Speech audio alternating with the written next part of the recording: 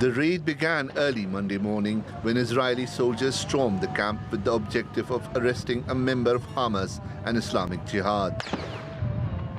Locals say they used live ammunition, stun grenades and gas. The ground troops were backed by gunships that fired rockets during the operation. Those killed included a miner. Anytime I ask him for something, he always says yes. He is decent, polite, respectful. But his problem was the moment the Israeli army raided, he ran towards them. He wanted to die after his friend Omar was killed. The death of his friend Omar was very painful for him.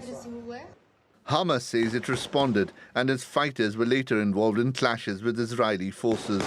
The Zionist occupation carried out a crime in Jenin through the raid using tanks and planes and by killing martyrs in this Zionist occupation against the Jenin camp. The resistance was present and ready, and they inflicted direct casualties on Israeli soldiers through a successful ambush conducted by the Qassam brigades.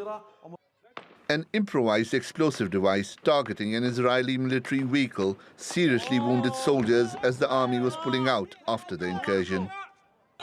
Israeli analysts justified the raid as essential for Israel's security. It is true, of course, that this was an offensive operation for a defensive reason.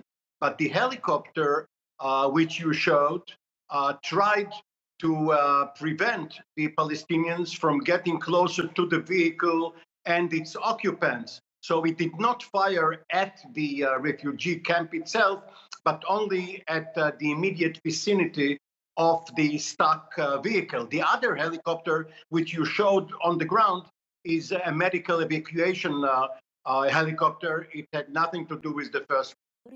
The raid comes as Israel appears set to approve new building permits for settlements in the occupied West Bank. These are illegal under international law. Palestinians insist Israelis continue such raids to stifle growing dissent and displace locals to snatch more land in the area. Shoaib Hasan, TRT World.